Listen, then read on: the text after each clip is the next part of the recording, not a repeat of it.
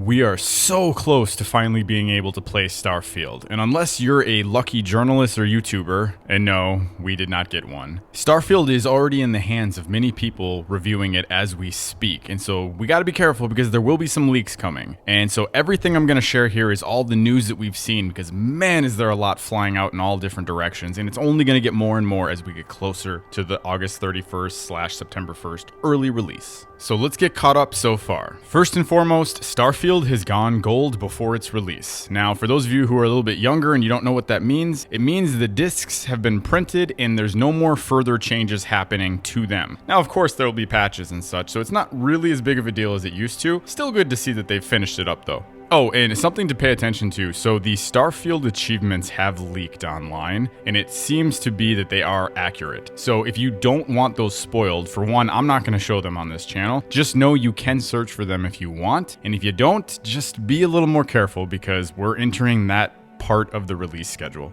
Speaking of release schedule, I know that most of us are needing to make sure we have enough room on our console or PC of choice, and those specs have leaked. For those of you playing on PC and modding heaven, you're going to need 139.8 gigs of space set aside for Starfield. And for those of us playing on the Xbox Series S and X consoles, are going to need to set aside 126.1 gigabytes. So this is a big game, not that we are all surprised by that, but just be aware you're going to have to set aside some space, especially for those of you who have the Xbox Series S and that smaller SSD. I think it's making a lot more sense as to why Microsoft decided to release the 1 terabyte version of the Series S. Though, I still think they should just cut that one completely, but that's for another discussion. And then just recently, 2 developers from Starfield actually hosted a developer Q&A over on Discord, and I wanted to share some of the questions that were asked and the answers given. And right off the bat, I think this question asking about property and houses within main cities and whether or not we can purchase them,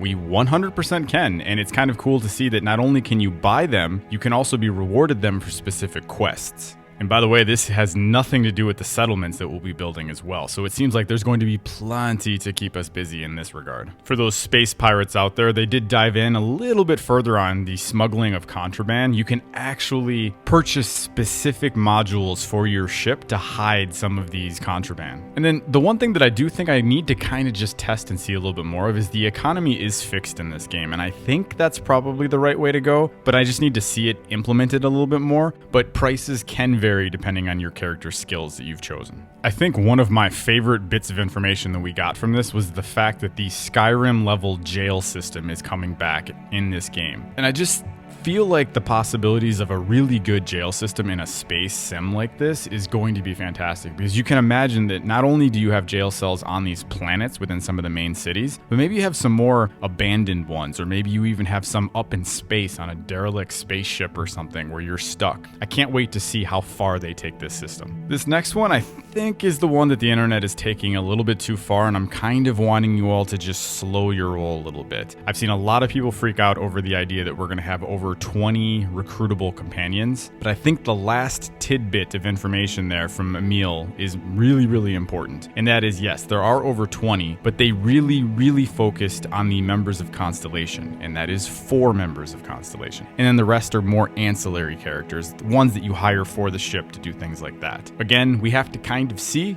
Early reviews are going to tell us otherwise. I'm not quite as up as everyone else is here, because I don't think this is saying what that actually is being interpreted as. And then speaking of those crew members that you do hire, you do have to pay a one-time fee. So it won't be like a monthly or weekly type salary that keeps getting reduced from your account in the game. So it's just a one-time charge. I think this is probably the simpler, better way to go. It's good to know that you have to pay an upfront cost, so there's a little bit of planning ahead involved. And then obviously, because it's a Bethesda title, you can use your speech challenge system to negotiate prices for that one-time fee. Another one that I've seen kind of going all over the internet of a positive, I'm just not that crazy about it. I just don't think it's a big deal. But for the kids stuff trait, basically if you pick this, you actually get parents in game. Those parents become a blended mesh of the character you build. So they use the same character creation system that we use at the beginning to make our parents. I absolutely cannot wait to see the people who just make ugly, just crazy looking characters, what the parents end up looking like, because I think that's going to be humorous in some sense. But regardless of that, if you're into this, that's that's pretty cool. And then lastly, as far as our companions go, their perks that they have cannot be leveled up in the game, but they can stack with our character's perks. So basically, different companions will have different sets of skills and ranks of said skills. So some of them can help you in combat, some of them can help you with ship-related things. An example given at one point was maybe with a certain companion, you can jump with your grav drive a little bit further from different solar systems. So there is no leveling up. So I am kind of curious to see if the armor system in this game allows us to add a little bit of customization to our companions. Really hoping that's the case, because the fact that they have a static skill system is not great, but I guess, again, I kind of understand it. Another one that I found interesting, and I guess not surprising either, is you can play every single faction and they can all be completed independently. So this is one of those things where I kind of really wish Bethesda would start getting a little more creative with this. I know back in the Morrowind days, if you joined a certain guild, at some point during the mission, you'd have to kind of screw over another one, whether it was one of the houses or anything like that. And so you couldn't actually play them all. So there was a lot of things you had to think about. I get they want people to just to freely experience everything, but a little bit more decisions and kind of negative effects to those decisions would be greatly appreciated. So I really hope this storyline offers some of that.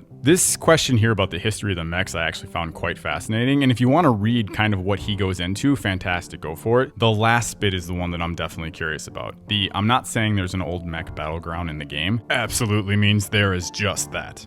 I'm going to be so interested to see what this looks like and what the scale of it is. And that really kind of wrapped up the questions for this game so far. Obviously, more stuff is going to continue to keep popping up. We're going to start seeing commercials and advertisements all over the place here over the course of the next week or two. But the question that was not asked, and I feel like it's purposeful still, so I can't decide if they're doing this to not disappoint or they're wanting to keep the mystery, and that is the question of aliens. We still don't know. In a game about space, in a game with a developer who has no issues making different races, nothing about aliens has been talked about. So I guess we're gonna have to just keep waiting on this one. And if they have it in the game and they hold it off as a secret, that's gonna be a heck of a surprise for a lot of us. But if they don't have them, I won't lie, I think it's kind of a disappointment. So I guess we'll just have to wait and see. I feel like Bethesda is perfectly nailing the hype cycle for this game now. They're really getting into it because it feels like every couple days there's another big story dropping and some little tease. So as we continue to keep getting closer, if there's a whole bunch of new information that drops, I'm absolutely going to make another video for you guys. If not, I have early access, so I definitely plan on playing this game quite a bit. Expect lots of videos on this channel about Starfield. This has been one of those games that I've been waiting years and years and years for, along with the rest of you, and I can't wait. We are so close. Hope you all have a wonderful day. We'll see you in the next one.